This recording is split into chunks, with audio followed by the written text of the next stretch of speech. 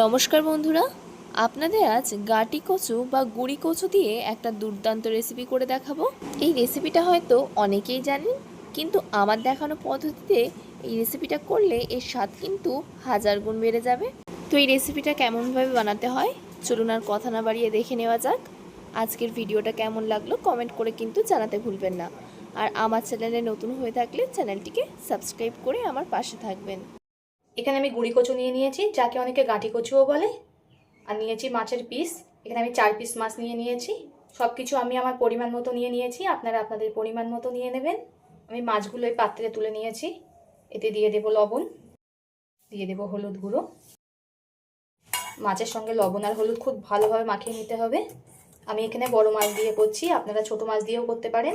খেতে একই রকম হবে, খুবই ভালো লাগবে খেতে। লবণ আর হলুদ মাখানো হয়ে গেছে মাছে।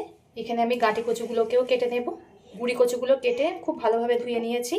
এখানে আমি একটা মিক্সচার জার নিয়ে নিয়েছি।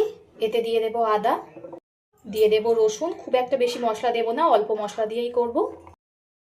দিয়ে দেব একটা বড় সাইজের পেঁয়াজ কুচি, দিয়ে দেব একটা মাঝারি সাইজের টমেটো। আমি সব কিছু একটু বড় বড় করে দিচ্ছি যেহেতু মিক্সচারে দেব। দিয়ে দেব অল্প করে জল। এবার মশলাগুলোর একটা পেস্ট বানিয়ে নেব। মশলার পেস্ট বানানো হয়ে গেছে। যেহেতু রান্নাটা আমি উনানে করব, উনানের জালটা ধরিয়ে নিয়েছি আর কড়াটাও গরম হতে বসিয়ে দিয়েছি।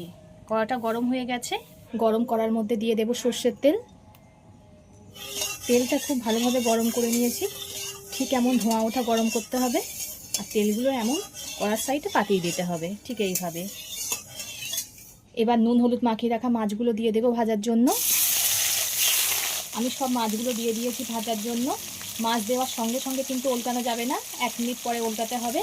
যদি সঙ্গে সঙ্গে উল্টানো হয় মাছের পিছন সাইডটা ভেঙে যাবে আর মাছগুলো কড়ার সঙ্গে জড়িয়ে যাবে। আমি 1 মিনিট পরে উল্টিয়ে দিচ্ছি। দেখুন পিছন সাইডটা খুব ভালোভাবে ভাজা হয়ে গেছে।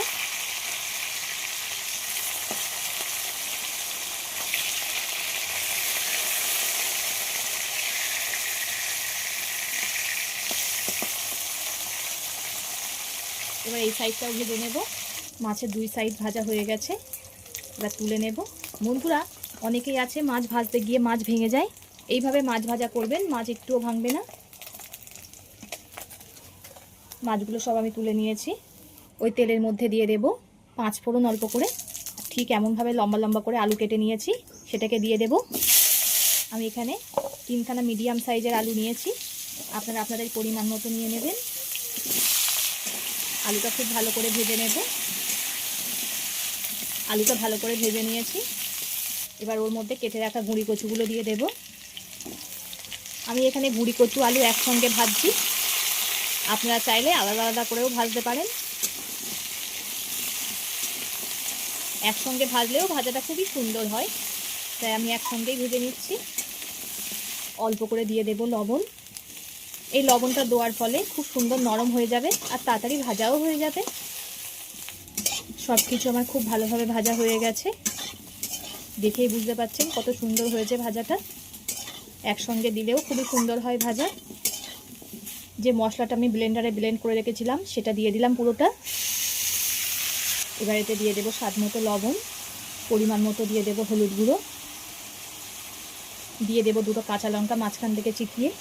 ঝালটা আপনারা পরিমাণ মতো ব্যবহার করবেন, যে যেমন ঝাল খেতে পছন্দ করেন। দিয়ে দেবো ছোটো চামচের 1 চামচ ধনিয়া গুঁড়ো, সম পরিমাণ দিয়ে দেবো জিরে গুঁড়ো।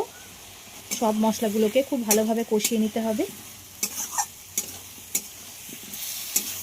এভাবে বন্ধুরা একবার ট্রাই করবেন, খুবই সুন্দর লাগে। মাংসকে হার মানিয়ে দেবে, এটা এত দারুণ লাগে খেতে। এই রেসিপিটা ট্রাই করে কমেন্ট করে জানাবেন কেমন হয়েছে। একটা কথা বলতেই তো ভুলে গেছিলাম, আমার বন্ধুরা কোথা থেকে দেখছেন কমেন্ট করে জানাবেন, তাহলে আমি বুঝতে পারবো আমার বন্ধুরা কোথা থেকে দেখছে। আর আপনারা এত সুন্দর সুন্দর কমেন্ট করেন, আমার পড়তে খুবই ভালো লাগে। এভাবে পাশে থেকে সাপোর্ট করার জন্য সকলকে অসংখ্য ধন্যবাদ। আপনারা এইভাবেই আমাকে সাপোর্ট করে যাবেন। আপনারা সাপোর্ট না করলে আমি কখনোই এগিয়ে যেতে পারবো না। মশলাগুলোকে খুব ভালোভাবে কষিয়ে নেব। মশলাটা আমার খুব ভালোভাবে কষানো হয়ে গেছে। এবার এতে পরিমাণ মতো জল দিয়ে দেব। আমি আমার পরিমাণ মতো জল দিয়ে দিয়েছি, যেহেতু মাছ দিয়ে ফোটাতে হবে তাই একটু জলটা বেশিই দিয়েছি। আপনারা যদি কেউ কষা কষা খেতে পছন্দ করেন জলের পরিমাণটা কমিয়ে দেবেন, ঝোলটাকে ফুটতে দেব। ঝোলটা কিন্তু খুব ভালো রকমই ফুটে গেছে। ভেজে রাখা মাছগুলো দিয়ে দেব। মাছগুলো দিয়ে আবারও খুব ভালোভাবে ফুটিয়ে নেব। যত বেশি ফোটাবেন খেতে বেশি তত ভালো হবে। ঝোলটা ফুটে দেখুন কতটা গাঢ় হয়ে এসছে।